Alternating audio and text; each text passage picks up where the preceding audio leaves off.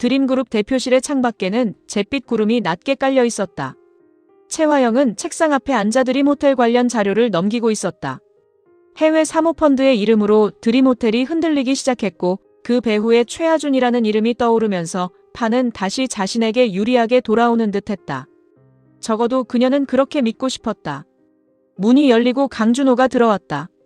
그는 노크도 하지 않았다. 최화영은 고개를 들었다.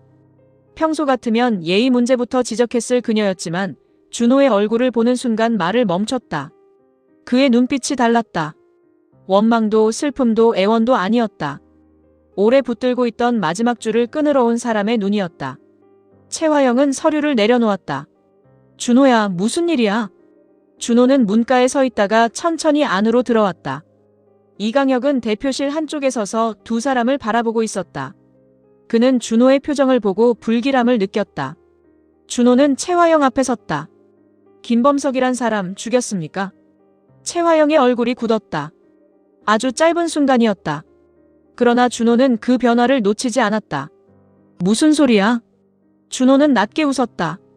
웃음이라기보다 가슴 안에서 새어나온 허탈한 숨이었다. 또 모르는 척 하시네요. 늘 그렇죠. 누가 죽으면 모른다. 누가 사라지면 상관없다. 누가 다치면 자기가 한 일 아니다. 최화영은 자리에서 일어났다. 준호야. 준호는 한 걸음 물러나지 않았다. 대체 대표님은 사람 목숨이 뭐라고 생각해요? 돈으로 입막음하고 불리하면 없애고 필요하면 누명 씌우고 그래도 아무렇지도 않습니까? 이강혁이 조심스럽게 말했다. 준호 씨, 지금 감정적으로 말할 때가 아닙니다. 준호는 이강혁을 돌아보았다. 당신도 똑같아요. 아니, 더 끔찍해요. 다 알고도 옆에 있었잖아요. 최 대표님이 사람을 어떻게 쓰고 버리는지 그걸 제일 가까이서 봤잖아요. 이강혁은 입을 다물었다. 준호는 다시 최화영을 바라보았다. 김범석이 죽었습니다. 오복혜 씨도 죽었고 실장도 죽었고 서린 씨도 죽음으로 몰렸고 마 회장님도 피 흘리며 쓰러졌습니다. 그런데 어머니는 아직도 다음 판, 다음 돈, 다음 권력만 생각하세요. 최화영의 눈빛이 차가워졌다. 지금 나한테 어머니라고 안 했네. 준호의 얼굴이 미세하게 흔들렸다. 하지만 그는 다시 목소리를 가라앉혔다. 입에 안 붙습니다. 요즘은. 최화영은 상처받은 듯 그를 바라보다가 곧 비웃듯 입꼬리를 올렸다. 오장미가 그렇게 만들었니? 아니면 강백호가? 준호는 고개를 저었다. 아니요. 대표님이 그렇게 만들었습니다. 최화영의 손끝이 떨렸다. 준호는 천천히 말을 이었다. 내가 죽어도 당신은 눈 하나 깜빡하지 않겠지. 처음엔 그 생각이 너무 아팠는데 이제는 알겠어요. 어머니한테 나는 아들이 아니라 마지막까지 쓸 수 있는 카드였다는 걸. 최화영은 그에게 다가갔다. 준호야, 너 지금 제정신 아니야. 내가 누구 아들인지, 누가 널 여기까지 키웠는지 잊었니? 준호는 그녀를 똑바로 바라보았다. 잊고 싶어서 왔습니다. 최화영의 얼굴이 굳었다. 뭐라고? 이제 그만 제 인생에서 나가주세요. 제가 어머니를 미워하지 않으려고 얼마나 버텼는지 모르실 겁니다. 그런데 더는 못하겠습니다. 최화영은 손을 들어 그의 뺨을 치려 했다. 그러나 준호는 피하지 않았다. 손이 허공에서 멈췄다. 최화영은 그 손을 끝내 내리지 못했다. 준호는 낮게 말했다. 치세요. 그래도 이번엔 안 돌아옵니다. 최화영의 눈에 분노와 두려움이 동시에 차올랐다. 강준호. 준호는 고개를 숙여 짧게 인사했다. 대표님, 사람 목숨 가지고 장사하지 마세요. 다음엔 제가 맡겠습니다. 그는 돌아서서 나갔다. 최화영은 뒤늦게 그를 불렀다. 준호야. 이강혁도 한 걸음 나섰다. 준호씨. 준호는 멈추지 않았다. 문이 닫히고 대표실 안에는 최화영과 이강혁만 남았다. 최화영은 한동안 닫힌 문을 바라보았다. 분노로 입술이 떨렸지만 그 밑에는 더 깊은 공포가 있었다. 준호가 떠났다. 자신이 끝까지 잡을 수 있다고 믿었던 마지막 사람이 등을 돌렸다. 이강혁은 낮게 말했다. 대표님, 준호 씨를 더 몰아붙이면 안 됩니다. 최화영은 천천히 그를 돌아보았다. 당신이 뭘 안다고. 적어도 준호 씨가 지금 무너지고 있다는 건 압니다. 최화영은 웃었다. 무너지는 건 나예요. 전부 나를 배신하고 있잖아. 이강혁은 그 말을 듣고 더 이상 대답하지 못했다. 최화영은 자신이 무너뜨린 사람들의 이름은 세지 않았다. 오직 자신을 떠나는 사람만 배신자라 불렀다. 그날 오후 이강혁은 차 안에 앉아 있었다.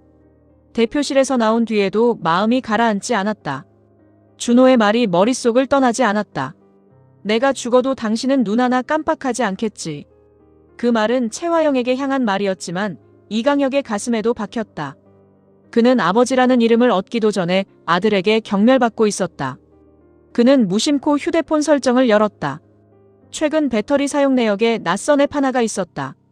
일반 설정 앱처럼 위장되어 있었지만 데이터 사용량과 위치 접근 기록이 이상했다. 이강혁의 눈빛이 변했다. 그는 더 깊이 들어가 앱 권한을 확인했다. 위치 정보, 백그라운드 실행, 원격 접속 흔적. 그는 천천히 휴대폰을 내려놓았다. 위치 추적. 그의 머릿속에 한영자의 얼굴이 떠올랐다. 레스토랑에서 함께 식사하던 밤. 자신이 화장실에 간 사이 테이블 위에 놓였던 휴대폰. 그 전에는 차 안에서 사라진 영수증. 5월 11일 오정읍 메디컬 공영주차장 영수증. 그 모든 것이 하나의 선으로 이어졌다. 이강혁의 얼굴이 차갑게 변했다. 한영자 씨였군요. 그는 시동을 걸었다. 차는 곧장 한영자의 집 쪽으로 향했다. 한영자는 집 앞 골목에서 장을 보고 돌아오던 길이었다. 손에는 비닐봉지가 들려 있었고 머릿속은 온통 쌍칼 애인 신혜란의 행방과 김범석 사건으로 복잡했다. 그때 골목 한쪽에서 이강혁이 나타났다. 그는 차에서 내려 한영자를 기다리고 있었다. 영자는 그를 보자 발걸음을 멈췄다. 평소처럼 능청스럽게 웃으려 했지만 이강혁의 얼굴을 보는 순간 목이 말랐다. 이 실장님이 여긴 어쩐 일이세요? 이강혁은 천천히 다가왔다. 나를 깜쪽같이 속였더군요. 영자는 일부러 시선을 피했다. 무슨 말씀이신지 모르겠네. 이강혁은 휴대폰을 들어보였다. 전에 내 차 뒤져서 영수증 빼돌린 사람도 핸드폰에 위치 추적기 심은 것도 당신 짓이죠. 영자의 얼굴에서 웃음이 사라졌다. 그녀는 들고 있던 봉지를 더 세게 쥐었다. 이강혁의 눈빛은 표독스러웠다. 하지만 그 안에는 배신당했다는 상처도 섞여 있었다. 영자는 그걸 보고 더 마음이 흔들렸다. 자신은 그를 이용했다. 하지만 그가 최화영의 죄를 숨기는 사람이라는 것도 사실이었다. 이 실장님. 이강혁은 가까이 다가왔다. 왜 그랬습니까? 나한테 걱정하는 척, 사람처럼 봐주는 척 하더니 결국 감시하려고 접근한 겁니까? 영자는 아무 말도 못했다. 이강혁의 목소리가 낮아졌다. 한영자 씨, 당신도 결국 똑같군요. 필요하면 속이고 이용하고 버리고. 영자는 그 말에 고개를 들었다. 나를 최화영이랑 비교하지 마요. 다를 게 뭡니까? 영자는 눈을 부릅떴다. 나는 사람 살리려고 그랬어요. 당신은 사람 죽은 증거 덮으려고 살았고. 이강혁의 얼굴이 굳었다. 영자는 겁났지만 물러서지 않았다. 김범석 죽었죠. 쌍칼 애인도 위험하고요. 당신이 움직이는 곳마다 사람이 다치니까 우리가 따라붙은 거예요. 왜요? 억울해요. 이강혁의 손이 떨렸다. 내가 다 죽인 것처럼 말하지 마십시오. 그럼 막았어야죠. 최화영이 시키면 못 막는다고요. 준호 씨 아버지라면서요. 그럼 적어도 그의 앞에서 사람답게 살아야 하는 거 아니에요. 이강혁은 영자를 노려보았다. 영자의 말은 거칠었지만 피할 수 없는 진실이었다. 당신이 내 휴대폰에 설치한 프로그램, 누가 지시했습니까? 영자는 대답하지 않았다. 강백호입니까? 오장미입니까? 영자는 입술을 다물었다. 이강혁은 더 가까이 다가왔다. 대답하십시오. 영자는 한 걸음 뒤로 물러났다. 하지만 목소리만큼은 버텼다. 내가 했어요. 내가 하자고 했어요. 그러니까 누구한테도 화풀이하지 말아요. 이강혁의 눈빛이 흔들렸다. 그는 영자를 겁주려왔다. 그런데 한영자는 겁을 먹으면서도 끝까지 다른 사람을 감싸고 있었다. 그것이 이상하게 그를 더 화나게 했다. 당신, 내가 정말 아무것도 못할 거라고 생각합니까? 영자는 그를 똑바로 바라보았다. 이 실장님, 지금이라도 멈춰요. 최화영은 당신 안 지켜요. 준호 씨도 이제 다 알아요. 당신이 계속 그 여자 옆에 있으면 아들이 아니라 원수만 남아요. 이강혁은 얼굴을 굳히고 돌아섰다. 더 있으면 자신이 무너질 것 같았다. 그는 차에 오르기 전 마지막으로 말했다. 신혜란이라는 여자 당신들이 찾고 있죠. 영자의 얼굴이 굳었다. 이강혁은 차갑게 말했다. 그 여자 근처에 얼씬거리지 마십시오.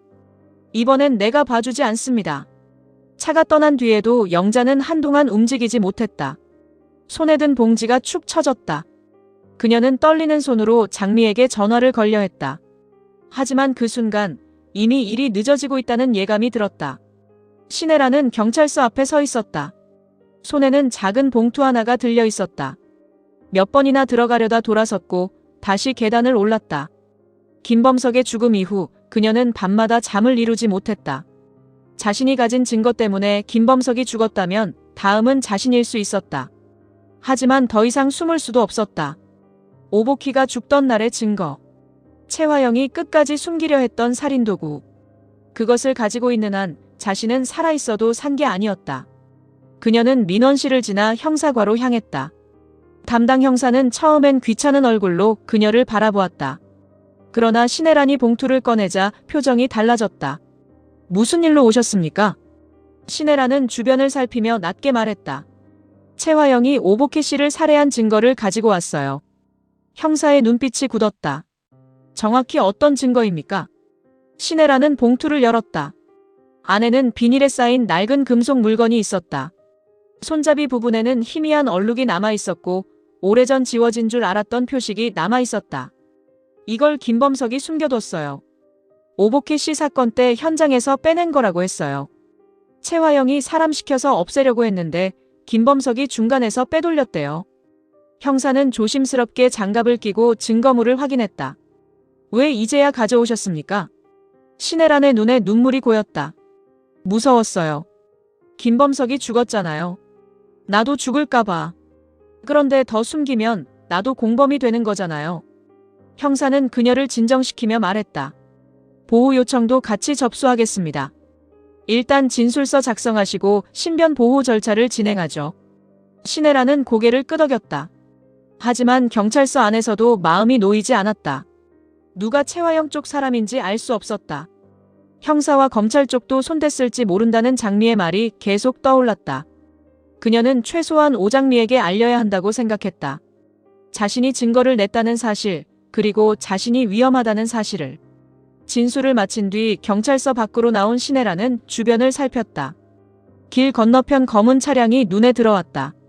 처음에는 우연이라고 생각했다. 그러나 그녀가 걸음을 옮기자 그 차도 조금씩 움직였다. 신혜란의 얼굴이 창백해졌다. 그녀는 골목으로 들어갔다. 뒤따르는 발소리는 없었다. 하지만 누군가가 보고 있다는 느낌은 사라지지 않았다. 그녀는 휴대폰을 꺼냈지만 배터리가 꺼져 있었다. 급하게 주변을 둘러보던 그녀의 눈에 낡은 공중전화 박스가 들어왔다. 신혜란은 거의 뛰다시피 전화 박스로 들어갔다. 동전을 넣는 손이 떨렸다. 그녀는 장미의 번호를 눌렀다.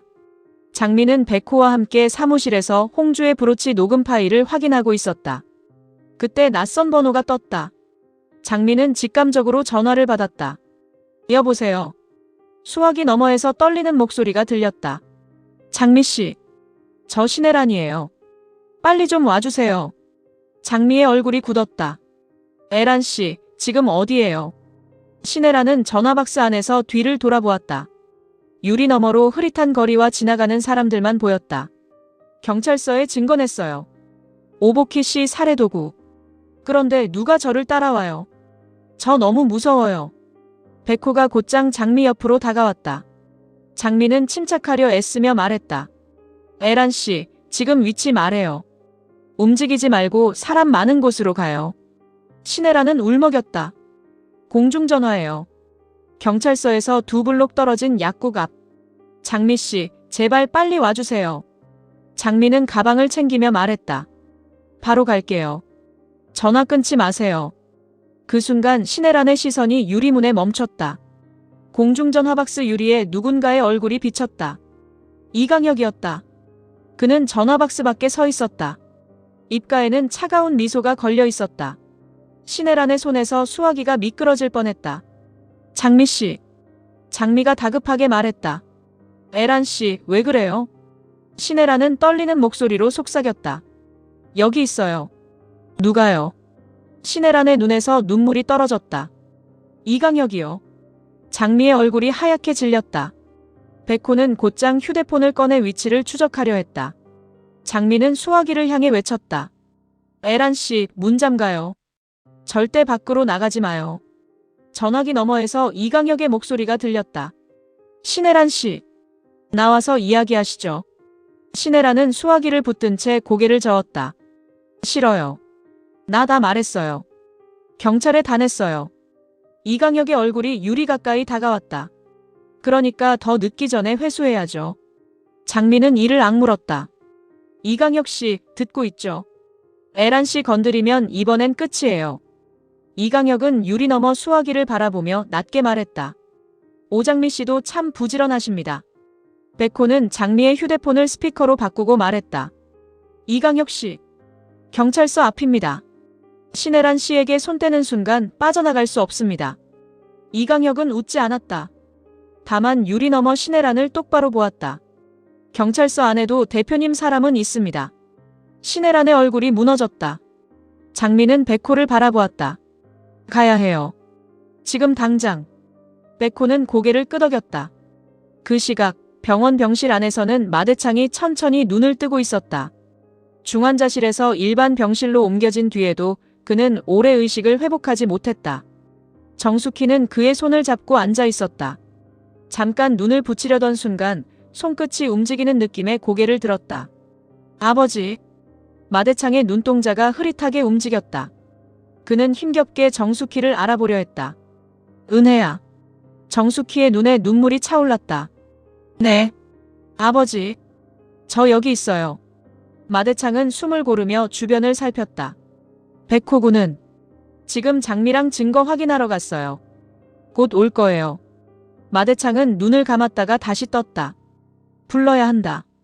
정숙희는 그의 손을 더 꼭 잡았다. 무슨 일인데요? 마대창은 힘겹게 말했다. 드림의 진정한 주인은. 그는 말을 잇기 위해 숨을 삼켰다. 정숙희는 그의 입 가까이 귀를 기울였다. 하준이다. 정숙희의 눈동자가 흔들렸다. 마대창은 고통을 참으며 말했다. 최명철이 맡긴 권리. 동석이가 지키려 한 아이. 내가 늦게라도 돌려줘야 할 자리. 드림의 진정한 주인은 바로 그 아이야. 정숙희의 손이 떨렸다. 백호 씨가 드림의 주인이라고요. 마대창은 고개를 아주 희미하게 끄덕였다. 최화영이 그래서 하준이를 없애려 했다. 하준이가 살아있으면 드림도, 은혜도, 동석이 죽음도 전부 제자리로 돌아오니까. 정숙희의 눈에서 눈물이 흘렀다. 그때 병실 문이 열리고 김비서가 들어왔다. 회장님, 의식이 돌아오셨습니까? 마대창은 김비서를 바라보았다. 김비서. 최명철 문서 원본 가져와. 그리고 백호군 불러. 내가 직접 말해야 한다. 김비서는 고개를 숙였다. 알겠습니다. 정숙희는 마대창의 손을 붙잡은 채 떨리는 목소리로 말했다. 아버지, 무리하지 마세요. 마대창은 딸을 바라보며 겨우 미소 지었다. 은혜야. 이번엔 늦으면 안 된다. 한편 장미와 백호는 급히 차를 몰고 신혜란이 있는 곳으로 향하고 있었다. 장미는 계속 전화기를 붙잡고 있었다. 에란 씨, 들려요. 조금만 버텨요. 수화기 너머에서 신혜란의 울음 섞인 목소리가 들렸다. 장미 씨, 저 너무 무서워요. 이강혁의 목소리가 멀리서 들렸다. 문 열어요. 나도 더 거칠게 하고 싶지 않습니다. 신혜란은 수화기를 붙들고 울었다. 당신들이 김범석도 죽였잖아. 나도 죽일 거잖아. 이강혁의 목소리가 낮아졌다. 김범석처럼 되고 싶지 않으면 가지고 있는 것 전부 넘기면 됩니다. 장미가 소리치듯 말했다. 에란 씨, 경찰서로 뛰어들어가요. 지금 바로. 신혜란은 유리문 밖 이강혁을 보았다. 그가 문을 막고 있었다. 그녀는 수화기를 붙든 채 몸을 떨었다. 못 나가요. 문 앞에 있어요. 백호는 속도를 높였다. 3분이면 도착합니다. 장미는 이를 악물었다. 에란 씨, 수화기 내려놓지 마세요. 우리가 가고 있어요. 전화기 너머에서 갑자기 신혜란의 짧은 비명이 들렸다. 장미의 얼굴이 얼어붙었다. 에란 씨. 수화기 너머로 발소리와 거친 숨이 섞여 들렸다. 이강혁이 공중전화박스 문을 열려고 하는 소리였다. 신혜라는 안에서 문을 붙잡고 버텼다. 오지 마요. 오지 말라고요. 이강혁의 목소리가 더 차가워졌다. 신혜란 씨. 이미 경찰에 냈다는 증거 원본은 따로 있겠죠. 그걸 주시면 살 수 있습니다. 없어요. 나한테 없어요. 그럼 오장미가 가지고 있습니까? 신혜라는 대답하지 못했다. 그 침묵이 답이었다. 이강혁의 눈빛이 바뀌었다. 그는 수화기를 향해 말했다. 오장미 씨. 빨리 오십시오. 대신 혼자 오세요. 강백호 씨가 같이 오면 이 여자는 못 버팁니다. 장미는 숨을 멈췄다. 백호는 곧장 말했다. 장미 씨 혼자 못 갑니다. 장미는 그의 팔을 붙잡았다. 사람이 죽을 수도 있어요. 그래서 더 혼자 못 보냅니다. 장미는 전화기를 바라보았다. 이강혁 씨. 에란 씨에게 손대지 마요. 나 갈게요. 백호가 장미를 바라보았다. 장미 씨. 장미는 눈물을 삼키며 말했다. 백호 씨, 나 이번엔 도망 안 가요. 하지만 혼자 가는 척만 할게요. 뒤에서 따라와요. 백호는 짧게 고개를 끄덕였다. 그들은 경찰서 근처 골목에 도착했다. 장미는 차에서 내렸다. 백호는 조금 떨어진 곳에서 따라가기로 했다. 공중전화박스 앞, 이강혁은 신혜란을 붙잡고 있었다. 신혜란은 겁에 질려 울고 있었다. 장미가 골목 입구에 나타나자 이강혁이 고개를 돌렸다. 오장미 씨. 장미는 천천히 다가갔다. 에란 씨 놔줘요. 이강혁은 신혜란의 팔을 놓지 않았다. 증거부터 주십시오. 경찰에 이미 냈다면서요. 이제 와서 회수해도 소용없어요. 이강혁은 차갑게 말했다.